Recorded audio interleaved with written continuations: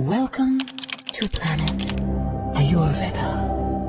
ADHD होता क्या है और कैसे पहचाना जाए कि किस बच्चे को ADHD है। कि जो अटेंशन है उसमें डेफिशिएंसी होती है, ठीक है, वो फोकस नहीं कर पाता। बात करें कैसे इसको पहचाना जाए। इशू एक्चुअली है कहाँ, बॉडी के कौन से पार्ट में क्या प्रॉब्लम है जिसकी वजह से ये इश्यूज आते हैं।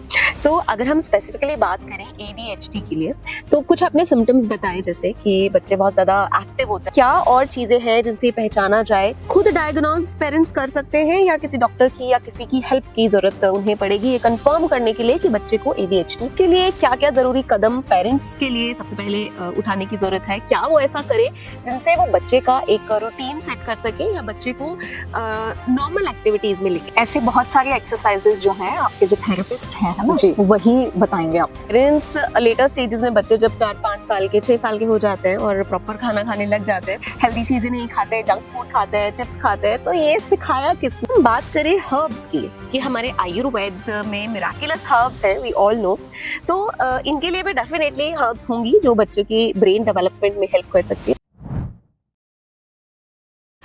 नमस्कार, प्लैनेट आयुर्वेदा में एक बार फिर से आप सभी का स्वागत है। जैसा कि आप जानते हैं, हम आपके लिए अक्सर ऐसी वीडियोस लेकर आते हैं जो आपकी हेल्थ से जुड़ी होती हैं, आपको हेल्थ के बारे में और ज्यादा अवेयर करती हैं। इसी क्रम को आगे बढ़ाते हुए आज हम बात करेंगे ADHD के बारे में। ADHD क्या है, कैसे इन बच्चों को पहचाना जाए, क्या क्या इसके ट्रीटमेंट किए जा सकते हैं और किस तरह से इन बच्चों से डील किया जा सकता है, इसी के बारे में आज बात करने के लिए हमारे साथ प्लैनेट आयुर्वेदा आयुर्वेदिक एक्सपर्ट मौजूद हैं। वर्ल्ड वाइड लगभग 6 से 8% बच्चों को ADHD है। तो क्या होता है ये ADHD, इसी के बारे में बात करते हैं। नमस्कार डॉक्टर साहब, सबसे पहले तो ये बता दीजिए कि ADHD होता क्या है और कैसे पहचाना जाए कि किस बच्चे को ADHD है। ADHD की फुल फॉर्म की अगर हम बात करें तो attention deficit hyper activity disorder है। ये नाम से ही पता चल रहा है कि बच्चे की जो अटेंशन है उसमें डेफिशिएंसी होती है, ठीक है, वो फोकस नहीं कर पाता और हाइपर एक्टिव रहता है इसमें। जी। अब बात करें कैसे इसको पहचाना जाए, तो आपके इर्द गिर्द भी आपने काफी सारे बच्चे ऐसे देखे होंगे जो एक जगह टिक के नहीं बैठ पाते हैं, कुछ ना कुछ करते ही रहते हैं, बैठे भी हैं तो हाथ पैर मारते रहना, है ना कुछ बोलते रहना, या फिर अपने पेरेंट्स को या आसपास उनके जो है बिना मतलब के मारते रहते हैं, है ना। तो ये इशू एक्चुअली है कहाँ, बॉडी के कौन से पार्ट में क्या प्रॉब्लम है जिसकी वजह से ये इश्यूज आते हैं। तो देखिए, ऐसा रिसर्चेस में पाया गया है कि ब्रेन में हमारे जो अटेंशन से रिलेटेड पार्ट होता है, एरिया होता है, उसमें चेंजेस पाए जाते हैं इसमें।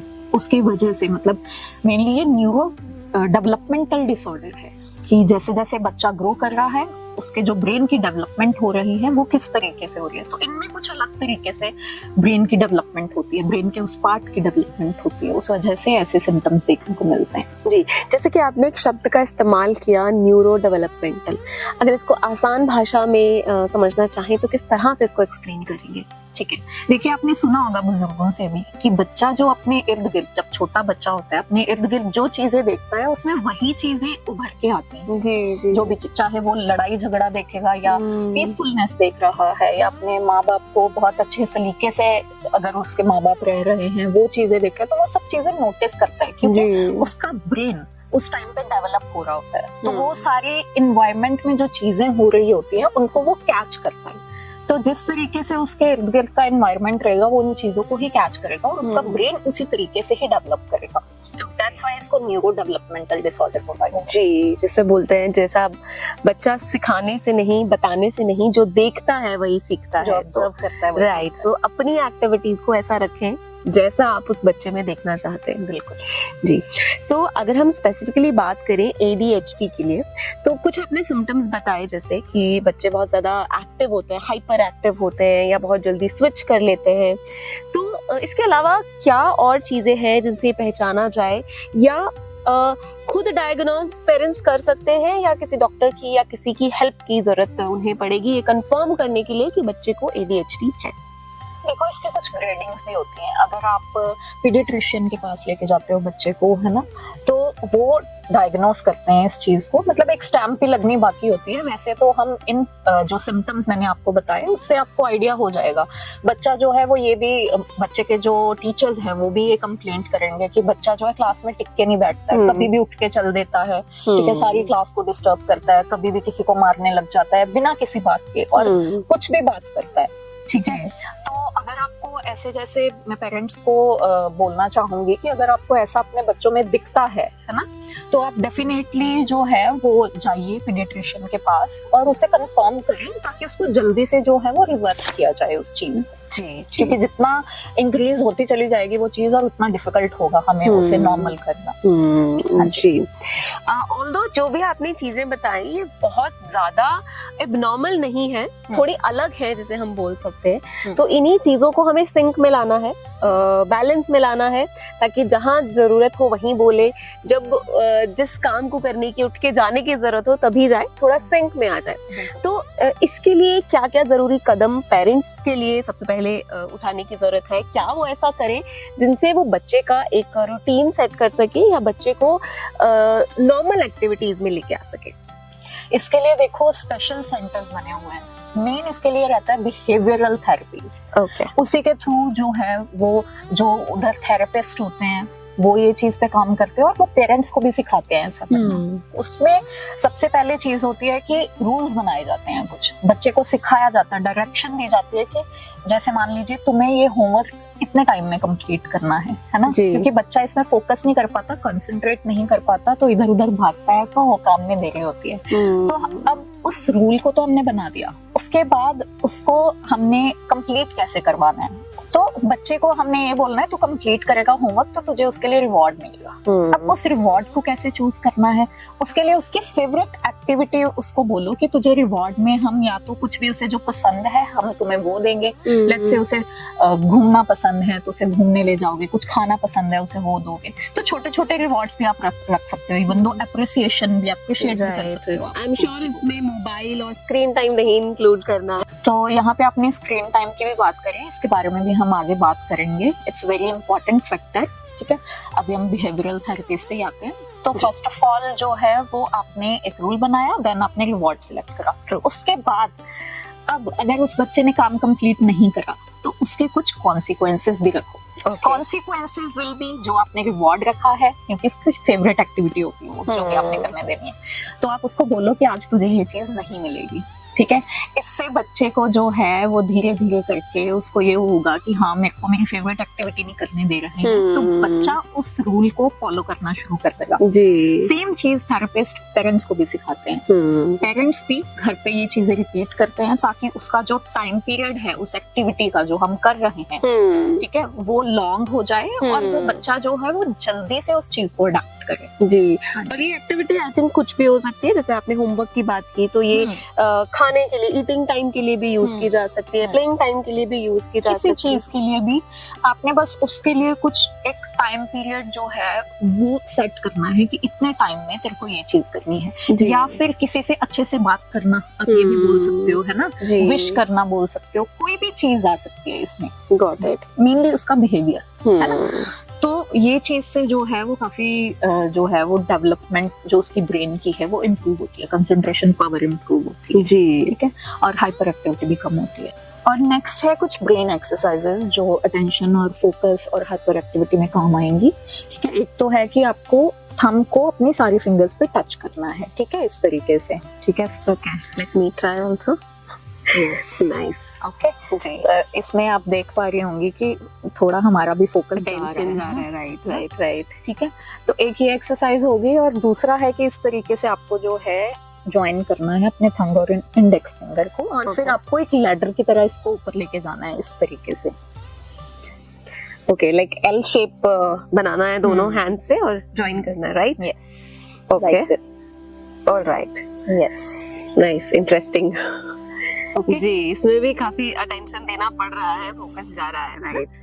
तो ऐसे बहुत सारे एक्सरसाइजेस जो हैं आपके जो थेरेपिस्ट हैं, है ना, वही बताएंगे आपको, मतलब कि पेरेंट्स को वो गाइड करेंगे कि इस तरीके से जो एक्टिविटीज करवाओ वो खुद भी करवाएंगे। जी, तो कुछ थेरेपीज हो गई। और अगर हम डाइट की बात करें इसका, है ना, तो डाइट का भी रोल है इसमें।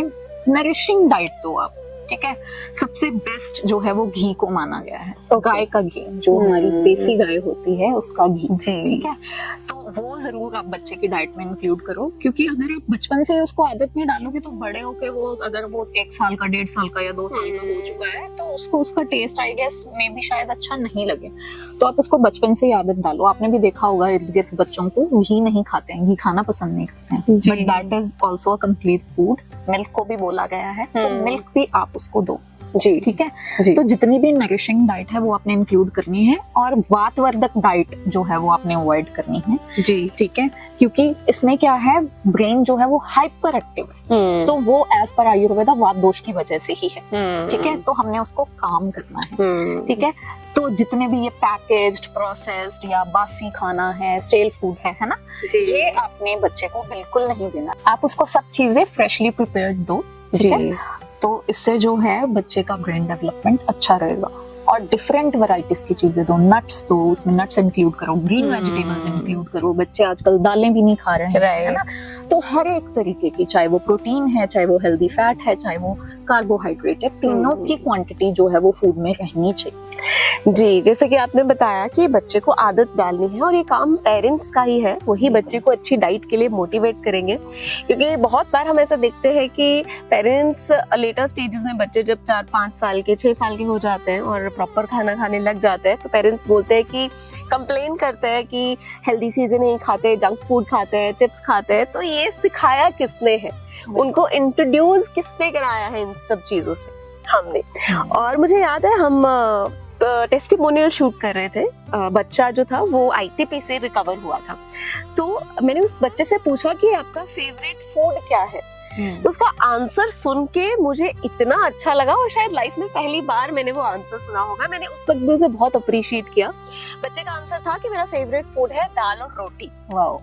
सो इसका क्रेडिट डेफिनेटली उन पेरेंट्स को जाता है जिन्होंने इस चीज को उसके अंदर डाला कि उसकी हेल्थ के लिए भी अच्छा है और उसका फेवरेट बन गया, टेस्टी भी है। सो इसी तरह से मुझे लगता है हर पेरेंट का ये काम है, फर्स्ट ड्यूटी पेरेंट्स की होती है, बच्चे के बिहेवियर को मैनेज करना, बच्चे के फूड को मैनेज करना, और उसे हेल्दी चीजों और हेल्दी डाइट की तरफ लेकर जाना। तो डॉक्टर साहब, बहुत ही अच्छा पॉइंट आपने यहाँ पर बताया। ये तो बात रही बिहेवियर थेरेपीज की या फिर डाइट की, लाइफस्टाइल की।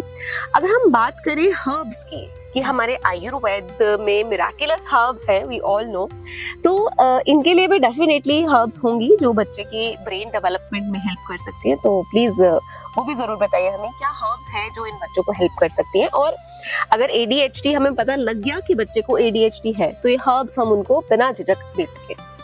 सबसे पहले तो मैं सभी पेरेंट्स को रिक्वेस्ट करूंगी कि स्वर्ण प्राशन जरूर करवाइए आप अपने बच्चे को। अगर उससे रिलेटेड कुछ भी आपको जानकारी चाहिए तो आप हमें कांटेक्ट कर सकते हैं, हम आपको डिटेल दे देंगे कि किस तरीके से करवाया जाता है। बिकॉज स्वर्ण प्राशन हमारे ग्रंथों में बताया गया है कि अगर आपको चाहिए आपके बच्चे का ब्रेन हो चाहे वो बॉडी हो, अच्छे से डेवलप करवानी है, चाहे वो इम्यूनिटी हो, तो स्वर्ण प्राशन से बेस्ट कुछ भी नहीं है, ठीक है। तो वो जरूर इंक्लूड करें। और ये किस एज में, बच्चा कितने टाइम का हो जब ये करना चाहिए? ये 6 महीने के बाद आप स्टार्ट कर सकते हो, क्योंकि 6 महीने तक तो माँ का दूध ही बोला गया है, क्योंकि उसमें सब कुछ है, कंप्लीट फूड है वो बच्चे के लिए, और वो जरूरी भी रहता है। रादर देन आप पैकेज्ड मिल्क आप दो उसको, फॉर्मूला मिल्क, ये सारी चीजें आ गई हैं, बच्चे की इम्यूनिटी इसीलिए डाउन जा रही है आज, ठीक है।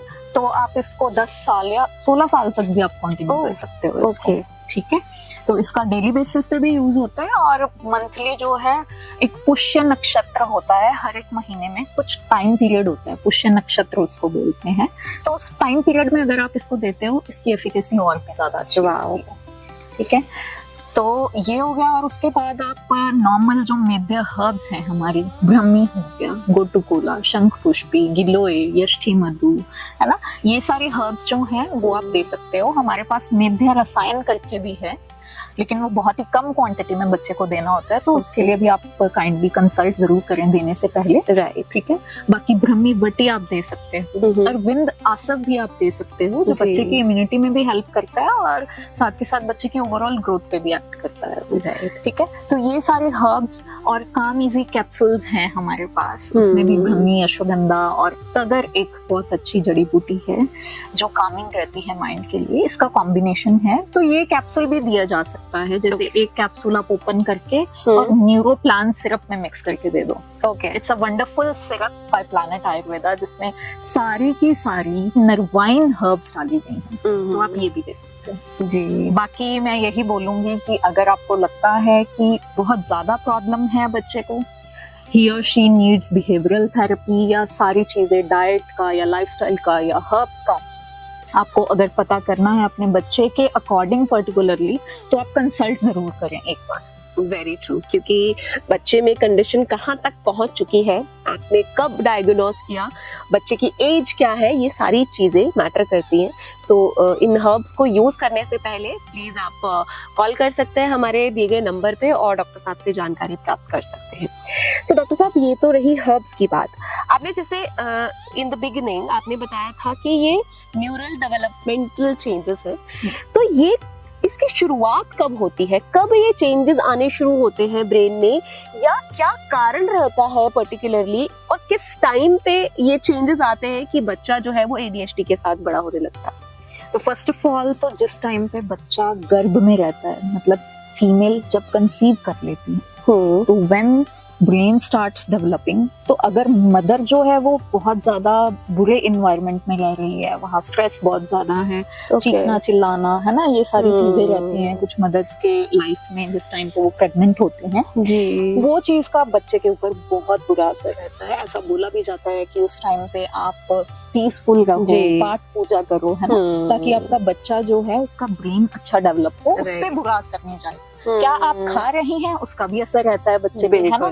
तो वात का रोल जैसे मैंने आपको बताया इसमें है, अगर मदर वात वर्धक डाइट ज्यादा लेती है तो बच्चे के ब्रेन में ऐसे चेंजेस उस टाइम से ही आने शुरू हो जाते हैं। ठीक है। लेकिन अगर हम बात करें कि बाद में जब बच्चा पैदा हो गया, मान लीजिए माता के गर्भ में कुछ भी ऐसा नहीं क्रिएट हुआ है कि हाँ उस टाइम पे मदर को कुछ भी ऐसा नहीं फैक्टर रहा, तो बच्चा जब पैदा हो जाता है तो इन्वायरमेंटल फैक्टर बहुत मैटर करते हैं, जैसा मैंने शुरुआत में बताया।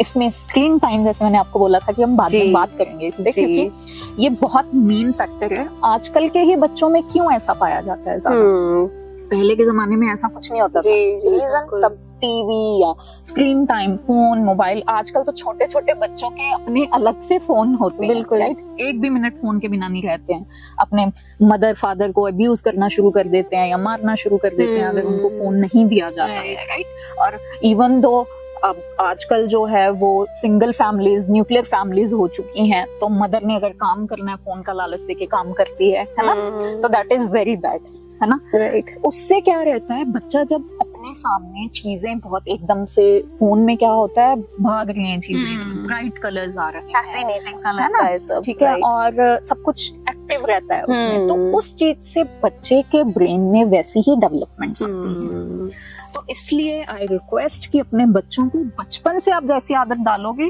वो वैसा ही बनेगा। अगर आप उसको बचपन से इतना ज्यादा फोन के साथ जोड़ के रखोगे ना, तो ऑब्वियसली आप लोगों को भी प्रॉब्लम आने वाली है आगे चल के। तो आई रिक्वेस्ट जो होने वाले पेरेंट्स हैं या बच्चे जिनके अभी बहुत छोटे हैं, वो अभी से ही ध्यान दें इस चीज पे। जी, बहुत ही इम्पोर्टेंट पॉइंट डॉक्टर साहब आपने यहाँ पर मेंशन किया है कि फोन बहुत बहुत कॉमन है। मतलब मुझे नहीं लगता कि आज के टाइम में कोई ऐसा बच्चा होगा 3 साल का जिससे फोन से इंट्रोड्यूस नहीं कराया गया होगा, और अगेन पेरेंट्स का ही यहाँ सबसे बड़ा रोल है। अरे बच्चे तो आजकल इतने ज्यादा तेज है, हमें वो फीचर नहीं पता होता है, गेम डाउनलोड कर लेते हैं खुद से, प्ले स्टोर ओपन करके गेम डाउनलोड कर लेते हैं, तो इतने ज्यादा एक्टिव है बच्चे उस चीज में। लेकिन उनकी वो एक्टिवनेस, उनकी वो इतना स्ट्रॉन्ग मेंटल उनका एबिलिटी, वो गलत जगह कंज्यूम हो रहा है, गलत जगह यूज हो रहा है। सो अगर हम उससे उनको दूर करेंगे तो डेफिनेटली एक अच्छी चीज आप भी उनमें डिस्कवर कर पाएंगे और वो अपने आप में भी शायद डिस्कवर कर पाएंगे।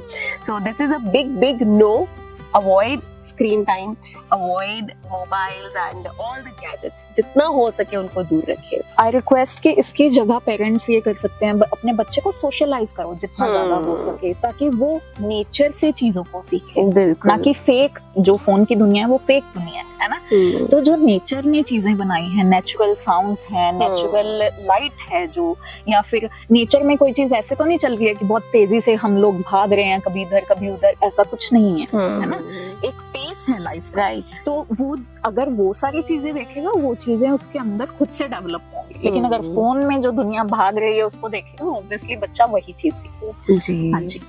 सो मतलब ADHD बच्चा ऑलरेडी हाइपर एक्टिव होता है, तो ये सारी चीजें उसे और ज्यादा एक्टिवेट करती हैं और उसकी कंडीशन को और ज्यादा बढ़ा सकती हैं। बिल्कुल बिल्कुल। अगर जैसे यहाँ पे मैं आपको बताना चाहूंगी कि अगर जब प्रेग्नेंट रहती है लेडी, उस टाइम पे अगर वो फैक्टर रह चुका है, ठीक है, क्योंकि जेनेटिक फैक्टर भी होता है इसमें, अगर आपके मदर को है आपको हो जाएगा, या किसी को भी फैमिली में है तो वो फैक्टर भी रहता है। अगर उस वजह से उसको है, या फिर अगर मदर का जो पेरेंटल जो प्रेगनेंसी टाइम पीरियड है, अगर वो रीजन है उसका, तो उसके बाद अगर आप उसको फोन ज्यादा यूज करने के लिए बोलोगे तो उसको एग्रावेट करेगा। बट अगर मदर के वोम में ऐसा कुछ नहीं है, तो वो एक न्यूरो डेवलपमेंट जो उसकी रहेगी, वो फोन के कारण भी उसको ADHD डेवलप हो सकता है।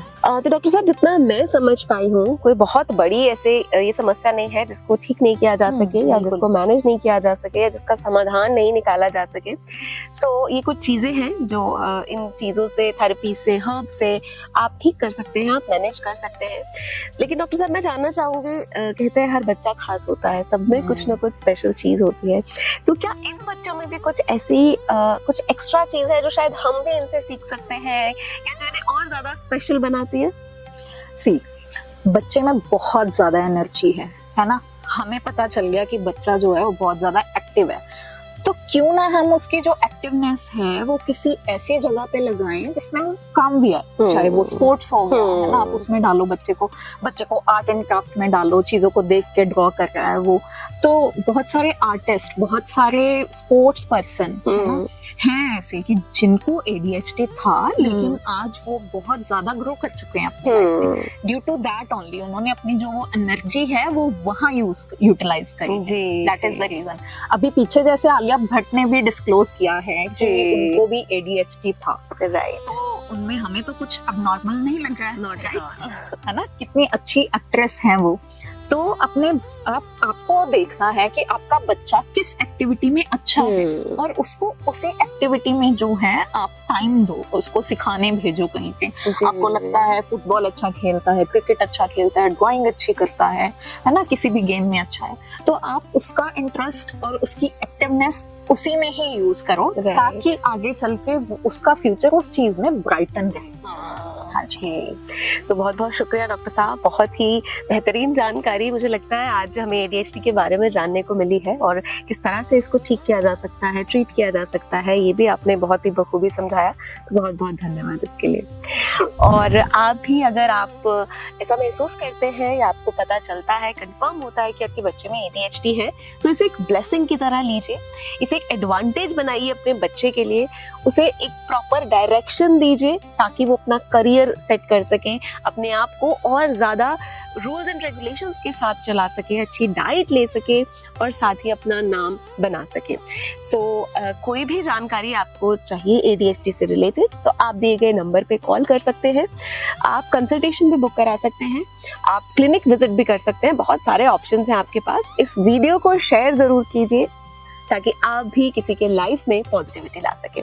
फिलहाल के लिए दीजिए इजाजत, जल्द मिलेंगे एक नई वीडियो में, तब तक के लिए नमस्कार।